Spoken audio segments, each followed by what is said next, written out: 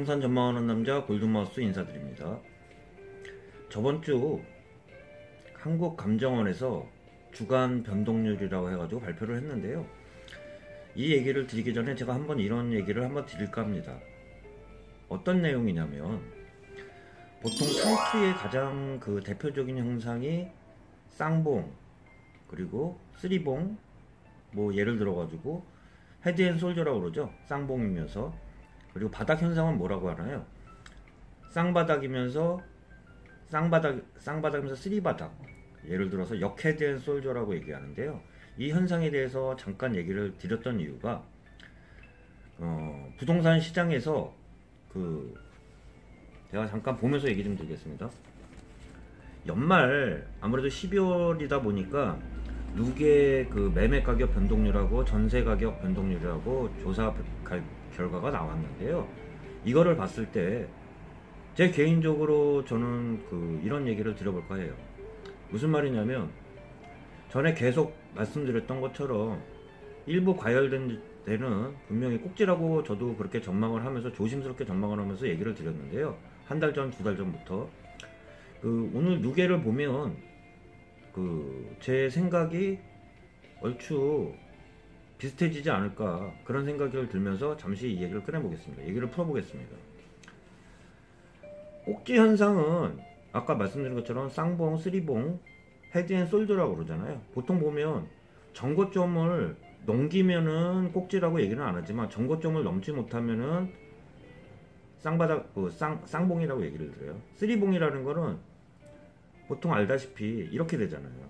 그건 거꾸로 뒤집으면은 역헤드앤솔더라고 이렇게 되잖아요.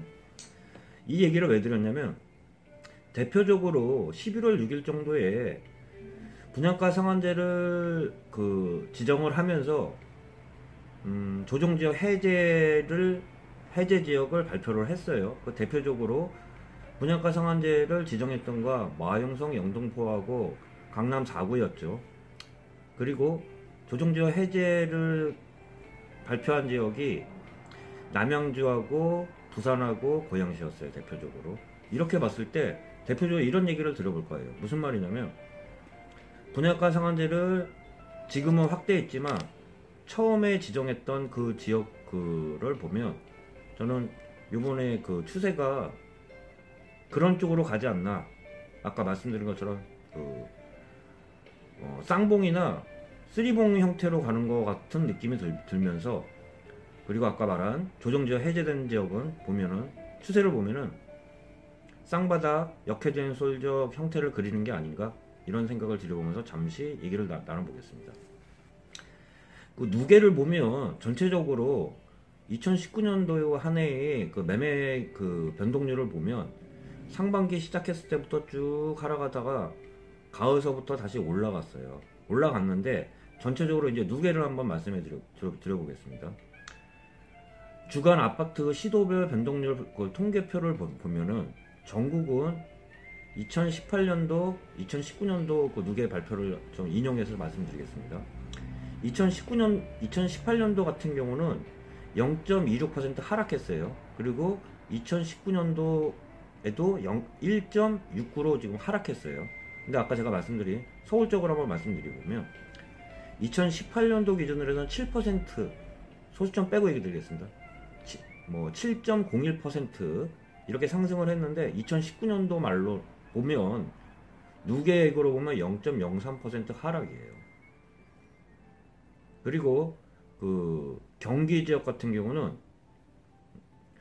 2018년도가 1.61% 상승이었는데 2019년도에는 0.08로 하락했어요. 그리고 수도권 전체적으로 보면 2018년도 작년 기준으로 해서는 3.18% 상승을 했지만 올해 기준으로 해서는 0.4% 하락이에요. 그리고 부산 지역까지 보면 부산은 작년에 마이너스 4.04% 하락했는데 올해 변동률을 보면 마이너스 3%예요. 그리고 가장 하락률이 높았던 울산 같은 경우는 작년 10.92% 하락했는데 올해도 3.33% 하락폭은 줄었지만 진정시키고 있는 그런 모양새를 보이는 것 같아요. 그리고 세부적으로 좀 말씀을 드려보면, 제가 아까 그 말씀을 드렸잖아요. 분양가 상한제를 발표한 지역은 쌍봉 형태를 꼭지 형태를 보이는 것 같다고 얘기 드렸고, 조정지역 해제된 지역을 보면 쌍바닥 형태를 그리면서 바닥 형태를 그리는 거 아닌가 그렇게 얘기를 드렸는데요. 누계획으로 한번 말씀해 보겠습니다. 그 용산부터 보면요, 아까 마용성 그 강남 4구에 대해서 잠시 한번 말씀해 드리고 있습니다. 용산 같은 경우는 작년 매매가격 변동률을 보면 10.03% 상승했어요. 근데 올해 기준으로 보면, 전체 1년 기준으로 보면 마이너스 0.4% 하락했어요. 그리고 성동구하고 성동하고 성북 같은 경우는, 성동부터 보면 작년 기준으로 해서 8.23% 상승을 했는데 올해 기준으로 마이너스 1% 하락이에요.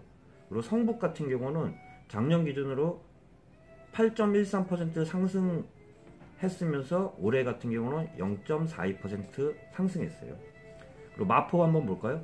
마포 같은 경우는 작년 기준으로 해서 9.82% 상승했어요. 근데 올해 기준으로 얼마나 올라갔나 보면 0.28% 상승했어요.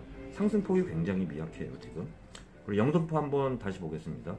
영등포 같은 경우는 작년 매매가 변동률을 보면 8.4% 상승했어요. 근데 올해 기준으로 보면 0.67% 상승에 그쳤어요. 그리고 강남 4구를 좀 말씀드려보면, 서초부터 말씀드리면, 서초 같은 경우는 작년 6.36% 상승했어요. 근데 올해 상승률이 얼마인지 보시면 0.06% 누계획으로 상승했어요. 미비하죠. 강남 같은 경우는 작년 6.99% 상승했는데 올해 기준으로 해서는 마이너스 0.15% 하락했어요. 오히려 상승한 게 아니라 누계획으로 보면 하락했어요.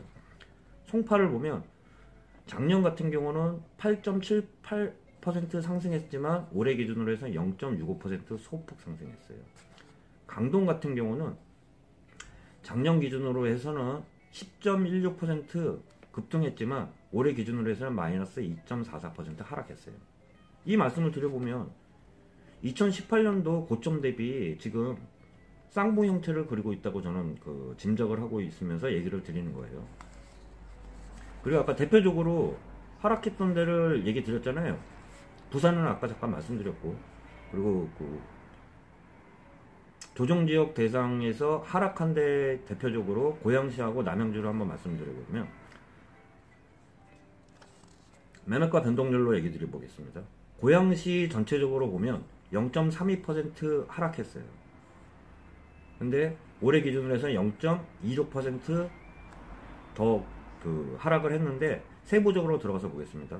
덕양구는 작년 기준으로는 2.78% 상승했는데 올해 기준으로 해서 마이너스 1.99% 하락했어요. 그리고 가장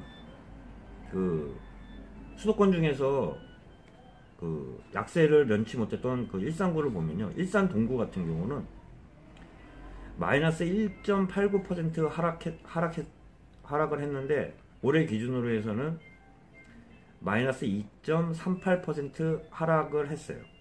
그리고 일산 서구 같은 경우는 2.63% 마이너스로 하락했는데 올해 기준으로 마이너스 3.45% 하락했습니다. 그리고 남양주 같은 경우를 예를 들어서 말씀드려보면 작년 기준으로 해서는 0.49% 하락했는데 올해 누계획 기준으로 해서는 0.66% 상승했어요.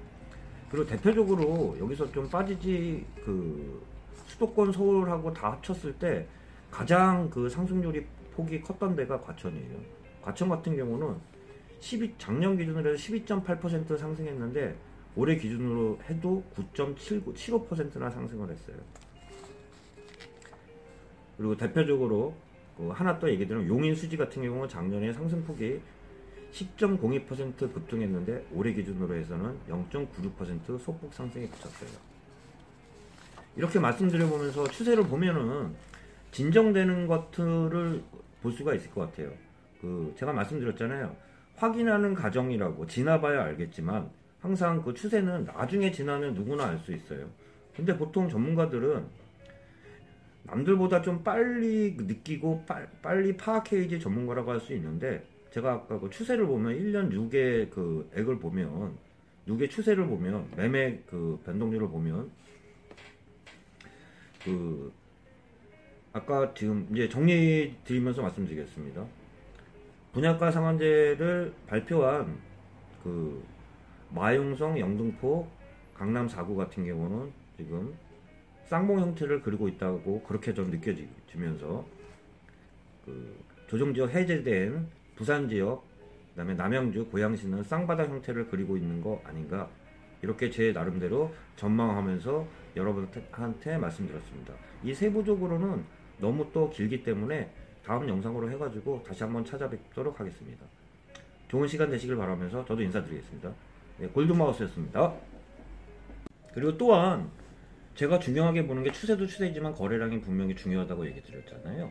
근데 하반기 2019년도 12월달 서울 주택 거래 매매 건수를 보면 11월 대비 확 줄었어요. 그때도 한번 영상을 올려드렸는데, 잠시 말씀드려 보면 서울 부동산 정보광장, 이거는 12, 16 이전이지만 참고할 수 있기 때문에 제가 얘기 드리는 겁니다. 그 2012년도 그 12월 12일 기준으로 해서 11월 달이 3,955건, 그리고 12월 달 기준이 그 거래량이 확 줄어가지고 349건이라고 했는데, 12월 12일 기준이기 때문에 앞으로도 지금 서울 상황을 보면 거래량은 늘지는 않을 거라고 보면 1000건 정도, 약 그렇게 그때도 말씀드린 것처럼 1000건 정도라고 생각하시면 11월 대비 훅 줄었다고 생각하시면 되고요. 이거와 반대되는 내용의 그 기사를 한번 얘기 드려보면, 이거는 헤럴드 경제에서 오늘자로 나왔는데요.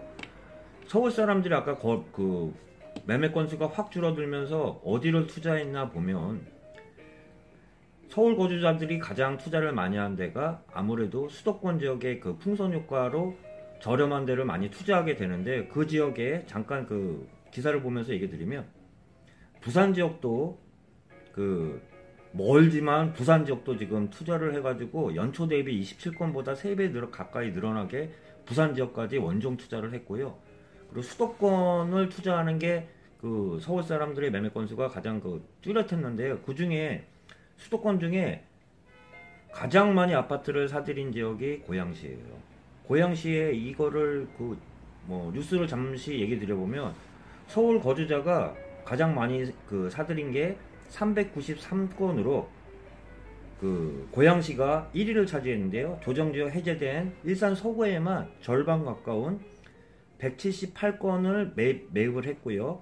그 다음에 서울하고 좀 인접한 덕양구 같은 경우는 145건을 기록했어요.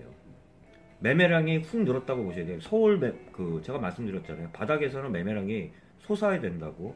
근데 서울 사람들이 원정 와가지고 부산 지역도 샀지만 고양시 쪽을 가장 많이 샀다고 보시면 돼요. 두 번째는 성남시인데요. 249건으로 2위를 차지했고, 아까 고양시와 더불어 조정지역 해제된 남양주도 240건으로 3위에 올랐어요. 그리고 조금씩 얘기 드리면 용인, 수원, 안양, 부천시는 올랐고요. 그리고 오히려 조정지역 대상 지역인 구리는 10월 대비 매매량이 소폭 감소했다는 말씀드리면서 참고를 하시면 될 것 같습니다. 제가 말씀드린 것처럼 추세도 추세지만 거래량이 동반됐을 때 그 추세가 더 정확성이 있다고 얘기 드렸는데, 제가 부산이나 고양시나 남양주 같은 경우는 지금 쌍바닥이라고 얘기 드리는 게 약간의 편차들은 있겠지만 매매량이 동반되면서 지금 추세를 잡고 있는 게 아닌가, 이렇게 말씀드렸고요. 아까 쌍봉이라고 얘기 드린 서울 지역 같은 경우는 추세도 추세지만 거래량이 확 줄었다는 말씀 드려보면서 참고하시면 도움이 될 것 같아가지고 말씀드렸습니다. 네, 편안한 밤 되시길 바라면서 나중에 좀 세부적으로 이거에 대해서 다시 한번 얘기 드릴 수 있는 기회 많을 거라고 생각합니다. 네, 편안한 시간 되시길 바랍니다. 골든마우스였습니다.